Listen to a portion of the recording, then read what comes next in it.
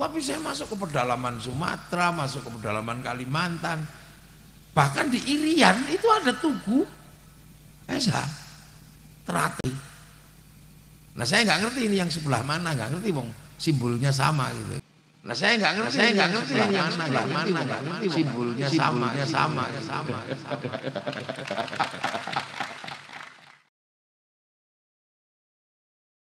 Masih belajar silat SH gitu, sesuatu yang bagi saya sangat membanggakan. Silat lokal gitu itu sangat membanggakan. Dengan pakaian yang hitam-hitam kayak begini. Itu sesuatu yang masih menggembirakan. Artinya ada tinggalan dari orang tua yang akan terjaga. Cuman ya Pak Taufik yang sabar gitu. Gitu. Artinya masih ada yang sabar. Yang rawat tumpeng itu tinggalan kuno itu biar diurus sama santri gitu kan gitu. Itu tinggalan kuno merawat tumpeng. Nah, yang merawat pencaksilat ini dengan model kuno kayak gini ya masih ada. Nah ini membahagiakan. Di setengah hiruk pikuk munculnya gelombang ilmu silat dari negara lain karena dukungan teknologi industri gitu kan. Cina ini membombardir kita dan seolah-olah kita nggak punya pilihan bahwa pendekar itu ya cuma Wong Fei Hung. Nggak punya pilihan itu, kalau pendekar itu ya Wong Fei Hung. Seolah-olah bahwa pedang paling tajam itu ya samurai. Terus kemudian ilmu terbang itu ya hanya crouching tiger, yang bosciu gitu. Nah mungkin yang kayak gitu juga SH perlu kapan-kapan menunjukkan bahwa masih punya gitu. Ngelompat di atas pohon kelapa kayak gitu. Jadi akhirnya kemudian tidak capek waktu untuk habis ngurusi perbedaan ini perbedaan itu waktu muntah itu nanti jiwa kependekarannya hilang. Sehingga nanti sampai pada satu titik semua akan rukun pada akhirnya. Dan itu diselesaikan di atas panggung setinggi 25 meter. Siapa yang berdiri terakhir itulah pendekar yang asli ini gitu tinggal itu. Jadi tidak ada penyelesaian di luar dunia kependekaran gitu. Penyelesaian hukum itu kan di luar dunia kependekaran itu. Penyelesaian administratif gitu. Oh, bangun panggung tertinggi 25 lagi waktunya itu. Sopo sing terakhir mudun yang pendekar nah, itu baru itu gagah beneran ya. Terus turunnya nggak pakai tali langsung bes gitu. Lah ini kita punya. Nah, sikap-sikap menjaga warisan dari masa lalu ini memang butuh dijelaskan kepada anak-anak kekinian. Itu pentingnya luar biasa. Pentingnya luar biasa menjaga identitas seiring dengan perkembangan transnasional, serba transnasional. Ini orang tidak lupa dengan identitas lokalnya itu tidak lupa. Bahwa semua punya problem lokalnya punya. Gitu. Semangat ini penting. Gitu loh. Karena bangsa ini akan terus bergerak. Bangsa ini akan terus bergerak. Nah, sapa sing jaga fundamental yang tersisa dari tinggalan masa lalu. Ini sapa? Dan kita non industrial gitu ya, non industrial. Nah, Cina itu dijaga oleh industri perfilman.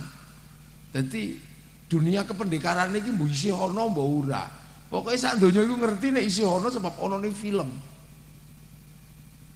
Jadi masih ada karena adanya film. Jepang juga sama. Samurai itu seolah-olah masih ada. Orang masih membayangkan samurai itu masih utuh di Jepang karena adanya film. Kita nggak pernah tahu jangan-jangan Jepang itu sudah nggak ada gitu. Pelaku yang sesungguhnya dari dunia filmnya.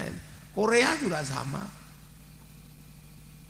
Amerika koboi itu jangan-jangan koboi itu juga sudah nggak ada, tapi dunia masih tahu bahwa ada seperti itu, dan itu menghasilkan satu identitas yang luar biasa, sehingga kebanggaan kepada bangsanya bangkit, kebanggaan pada bangsanya ada. Nah itu titik-titik yang titik-titik yang penting untuk di ini. Karena penguatan lokal itu sekarang dibutuhkan luar biasa untuk menyongsong masa depannya. Jadi bangsa ini kan harus ke depan, harus bangkit. Harus mulai bangkit bangsa ini ke depan. Semua bangsa mengalami fase itu.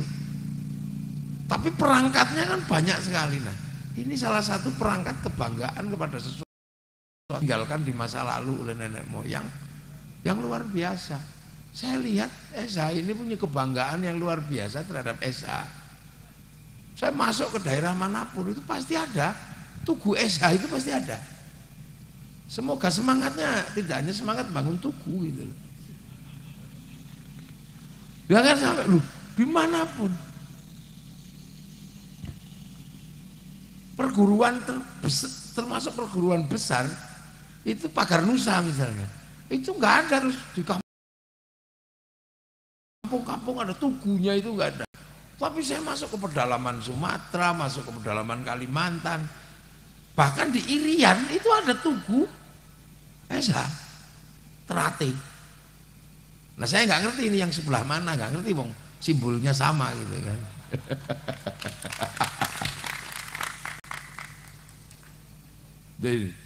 Nah ini sesuatu yang saya bayangkan itu, kalau kekuatan ini itu seperti kekuatan santri. Ya, seperti kekuatan santri. Saya bayangkan SH itu bagaimana kalau kemudian membangun mekanisme persaudaraannya seperti caranya santri. Saya bayangin itu, tapi nggak tahu nanti mekanisme kayak apa. Santri, gitu ya, santri. Dan saya pikir basicnya SH itu dulu juga santri. Santri itu kalau membangun sesuatu, itu punya imbas langsung terhadap dua hal. Satu, imbas kepada sesama manusia, kerukunan. Yang kedua adalah imbas sosial. Santri, contoh. Santri itu punya kebiasaan berdoa. Kebiasaan berdoa. Nah, ketika santri ini berdoa, itu kiainya tok yang berdoa. Santri yang lain, amin ya, amin, amin, amin, amin. Gitu. Nanti kalau kecapean, amin, itu berarti kiainya harus paham, walhamdulillahirabbil alamin. Nah, dari berdoa yang sederhana ini menghasilkan satu siklus yang gede. Karena tiba-tiba ketika semuanya pengen berdoa, itu dibawa ke alun-alun. Begitu di alun-alun, semuanya berdoa. Apa yang terjadi? Roda ekonomi ikut berputar. Imbas sosialnya jalan. Orang jual tahu, orang jual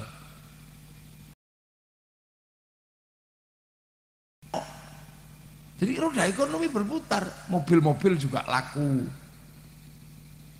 Sehingga kemudian persaudaraan terjaga, roda ekonomi berputar. Selawatan misalnya. Selawatan ini kan santri biasa selawatan. Tapi kalau kemudian santri ini sudah bergerak selawatan ke alun-alun, itu apa yang nggak terserap? Mulai dari spanduk, mulai dari slayer, sampai gagang pancing itu laku. Dan di situ mangan kabeh. Bakal odong-odong ya laku, apa-apa laku, son laku, pemutar seperti itu. Ini kayaknya setahun sekali yang kayak itu Esa. Jadi son payu ini setahun sekali ini ono harla. Mungkin enggak misalnya ada event. Kalau santri kan eventnya tiap bulan ada. Bar poso halal bihalal bendino gitu santri. Bu itu roda ekonomi berputar. Terus hijriyah, peringatan. Roda ekonomi berputar, pasar bergerak. Muludan, ayam laku, besek laku, semua berputar. Nah, ini menjaga. Terus kemudian santri punya tradisi ziarah. Mengunjungi makam para leluhurnya. Kalau sudah berkunjung ke makam leluhurnya, makam walinya, ini pariwisata laku. Sampai di makam wali itu jual nasi laku, jual kathok laku, bahkan copet bisa hidup di situ. ketahanan sosialnya terjaga. Lantas kemudian ketika ziarah makam gurunya, dia senang dengan tanah di mana gurunya disemayamkan. Semakin dia berkunjung ke banyak tanah di mana gurunya bersemayam, semakin terbangun kerinduan. Dan itu basic yang akan membangun cinta tanah air. Makanya santri itu nggak bisa jadi teroris karena takut kalau ngebom Surabaya, takut makamnya Sunan Ampel. Suruh ngebom Madura nggak berani karena ada makamnya Mbak Khalil. Lu sampean bayangkan tiba-tiba santri ini mogok. Corona kemarin mogok. Jaditnya. Sing dodol sego ning makame wali ya ora payu. Bis pariwisata ya ora payu. Son ya ora payu. Lapangan kosong. Sekarang mulai. Jadi ukhuwah yang terbangun ini menghasilkan imbas sosial yang luar biasa. Makanya kalau ada ajaran-ajaran yang memisahkan tradisi itu, santri gembreka. Tiba-tiba kalau kemudian sholawatan bid'ah gitu, ya roda ekonominya berhenti, tidak ada kegiatan. Makam musyrik gitu, ya kegiatan di makam berhenti. Nah, hal-hal seperti ini mungkin nggak misalnya di persaudaraan setia hati Terate ini terbangun, embuharlah. Kiai pendekarnya di situ apa atau apa pasti harus dibangun. Nah, yang menguasai itu ndak usah ribut siapa yang itu, ketuanya pasti di situ. Karena mampu membangun mekanisme sosial di mana semuanya bisa mendapatkan imbas sosialnya. Nah kalau itu terjadi, bangsa dengan sendirinya akan terjaga. Jadi bagaimana dunia persilatan ini bisa membangun satu mekanisme sosial yang luar biasa. Karena apa? Ini kan termasuk tinggalannya wong lawas. Tinggalan orang tua, sarana bela diri. Tapi sama dengan yang saya urusi. Sama. Ketika saya urus banser itu. Dulu banser itu kalau tak urus, enak. Kasih tempilingan semaput gitu, luar biasa kan. Pek letak, itu banser saya udah gitu kalau dulu. Tapi sekarang yang tak kasih ilmu begitu, miskin. Karena nempiling orang itu 60 juta. Ini dunianya berubah. Lihat, bahkan kiai pun mulai berubah. Kiai yang dulu biasanya diminta doa untuk merukunkan cinta itu sekarang juga udah nggak terlalu banyak berfungsi karena cinta bisa tumbuh bersama Avanza. Dunianya berubah, ini dunianya berubah. Nah, mungkin enggak ini dibangun sebuah mekanisme sehingga apa? Persaudaraannya ini terjaga, imbas sosialnya jelas. Nah ini kan kalau kayak gini kan saya ini 1 tahun pisan sama bulan Suro. Kalau bulan Suro pitik mesti payu itu. Jadi bakul ayam saya itu kalau punya ayam banyak dulu laku. Kalau udah bulan Suro mau sah-sahan itu, wah laris itu pitik saya. Nah, dan sampai sekarang masih belum berani nganggo pitik potong ya ora niku. Ini. Nah, ini terjaga nanti. Terjaga. Bangsa akan terjaga. Jadi kelihatannya sederhana. Makanya saya ketika membayangkan, SH nggak pengajian 1 abad gitu. Ini pasti akan punya imbas sosial yang luar biasa. Nah kalau misalnya nanti kemudian SH ini bikin kegiatan-kegiatan yang seperti itu luar biasa. Benar-benar persaudaraan itu akan terjaga. Dan imbas dari persaudaraan itu akan ada pergerakan ekonomi, pergerakan sosial yang konsisten dan bisa diukur. Gitu. Makanya tingkat kerawanan yang selama ini selalu muncul di media ini kan kerawanan para pendekar itu kan tawuran. Dan saya secara pribadi kalau dengar pendekar-pendekar ini tawuran bukan sesuatu yang mengagetkan. Karena latihannya silat, gelut itu biasa. kepruk-keprukan, ono sing kekepruk, ya ono sing ngepruk, udah gitu ya udah. Bukan sesuatu yang aneh. Gitu. Nah, ini penjagaan yang luar biasa. Bangsa ini butuh dijogo bareng-bareng lah. Butuh dijogo bareng-bareng. Loh, karena apa? Ini yang kecil-kecil ini ke depan ini kan akan jadi orang gede, orang besar. Loh, ini kan nggak kebayang tiba-tiba. Dulu Pak Aris Sucito ini kecil, gini-gini pencaan gitu. Oh, tiba-tiba jadi pemimpin besar di UGM itu kan juga nggak kebayang dulu sebelumnya. Wong Bedion terus tiba-tiba terus ya kalau gagah sih, gagah juga enggak. Wecil gitu.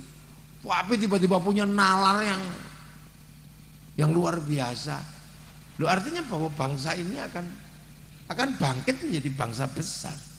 Nah, tinggal selangkah kan.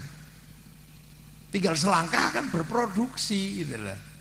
Tinggal selangkah bangsa ini menyiapkan diri untuk berproduksi seiring dengan perkembangan waktu, dunia digital yang demikian ini kan. Anak-anak yang sekolah ini kan akan pintar, akan berproduksi gitu. Nah, berproduksi ini akan ada namanya konsumsi lah. Konsumsi itu kan berbanding lurus dengan rasa cinta pada bangsa dan negara.